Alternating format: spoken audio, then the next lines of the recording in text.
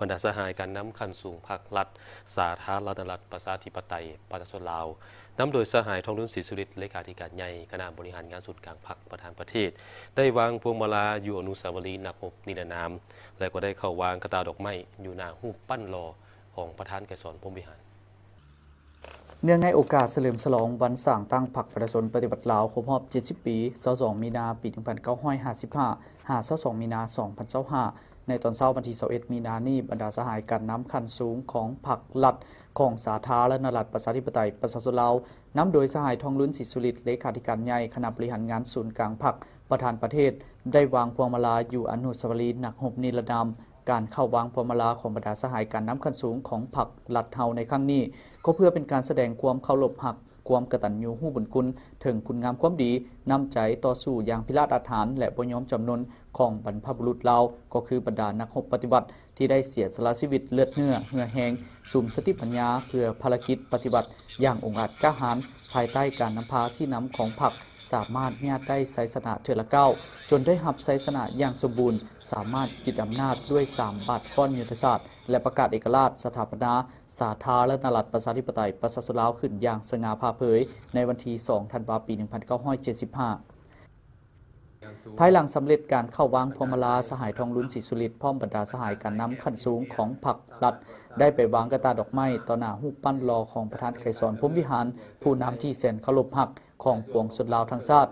การเข้าวางกระตาดอกไม้ในครั้งนี้เพื่อแสดงความกตัญญูรู้บุญคุณต่อประธานไกรสอนพรหมวิหารที่เพิ่นได้สุ่มเหือแหงสติปัญญาเข้าในการนำพาชี้นำภารกิจปฏิบัติต่อสู่ต้านการหุกหานสามารถญาติได้ไสยชนะและประเทศชาติได้รับการปลดปล่อยอย่างสมบูรณ์ภายหลังสถาปนาสาธารณรัฐประชาธิปไตยประชาชนลาวประธานไกรสอนพรหมวิหาร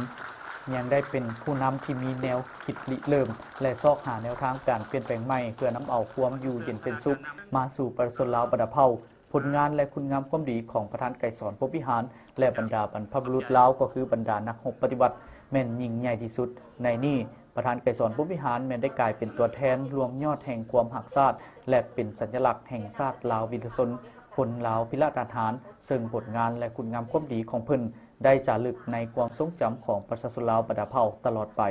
พร้อมนี้ยังได้ชมงานวางแสดงรูปภาพ 70 ปีแห่งการกำเนิดและเติบใหญ่ขยายตัวของพรรคประชาชนปฏิบัติลาวประกอบมีบรรดารูปภาพเอกสารและวัตถุพันธ์เกือบ300สิ้นที่เป็นบรรดาเหตุการณ์อันสำคัญโดดเด่นเลือกซึ่งและประทับใจที่สุดที่สะท้อนให้เห็นวิวัฒนาการแห่งการกำเนิดเกิดขึ้นการเติบใหญ่เข้มแข็งและนำพามีไซสง่างามของพรรคประชาชนปฏิบัติลาวที่มีเกียรติสง่าทั้งส่องแสงให้เห็นวิรกรรมอันล้ำเลิศของพรรคเฮาในการนำพาซี่นำปวงชนลาวทั้งชาติเหตุสำเร็จการปฏิบัติต่อสู่กู้ชาติก็คือในภารกิจปกปักรักษาสร้างสาพัฒนาประเทศชาติและภารกิจเปลี่ยนแปลงใหม่ในระยะผ่านมา